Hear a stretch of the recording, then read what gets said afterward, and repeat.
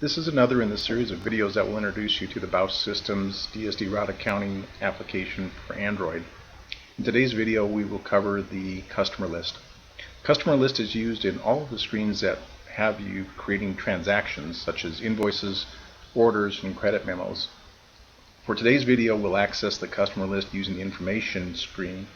The customer list is also available there. You can access the list of customers without having to create a transaction.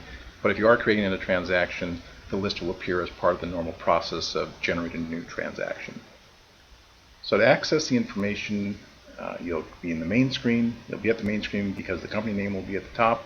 The current status will be shown at the top as well, as we showed in an earlier video. When you access the information option, the customers option is appearing at the top. When you click on the customers option, that will load the customer list.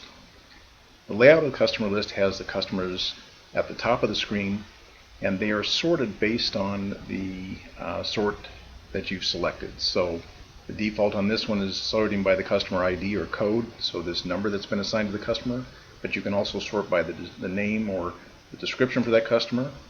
And then when we get down to the route day, if you set up a delivery sequence or delivery order, you can also sort by the delivery order. To navigate through the customer list, you can scroll up and down, and that'll take you through the list. And then if you were to change the sort order, so instead of sorting by the code, we'd be sorting by name.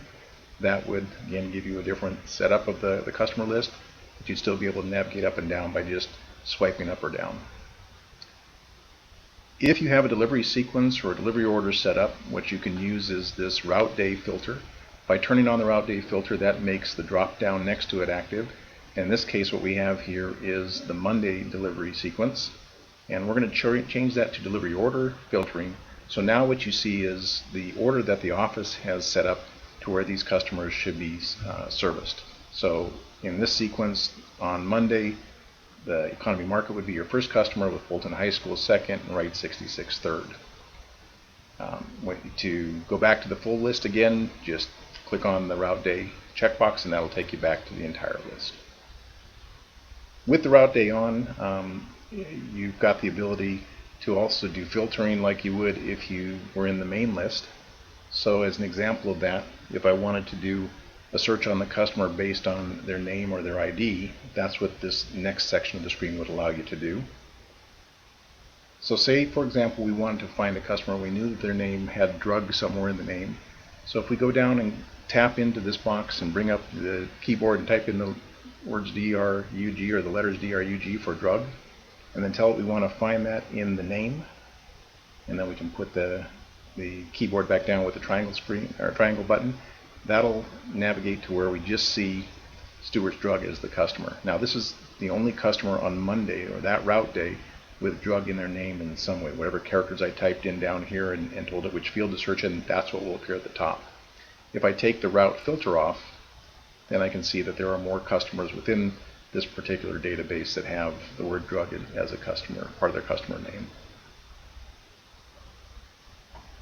So once you've selected the customer that you want, or you can go ahead and bring back the list of customers by removing the filter, then the other things you'll see on this screen are the type of customer.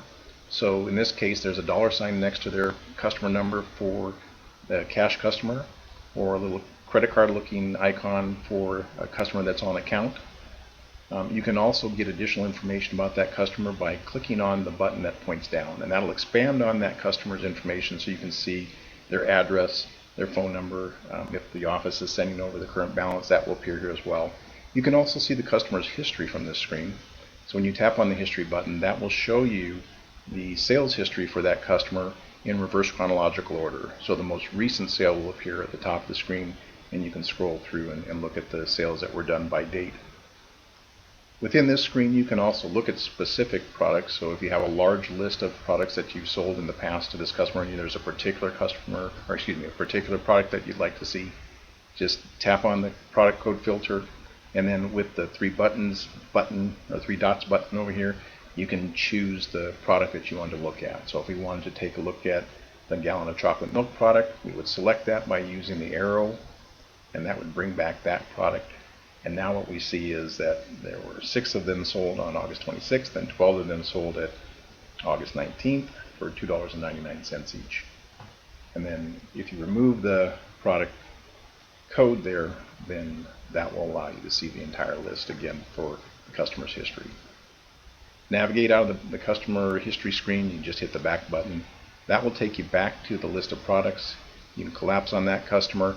If we were in the mode where we were selecting the customer for creating an invoice or an order or a credit memo, then there would be an arrow button here that we would use to select that customer. And we'll see that when we go into the invoicing screens. You can also print from the customer list. To print, you'll use the print button at the bottom. That will bring up just a notification asking if this is the printer you want to use and if you're ready.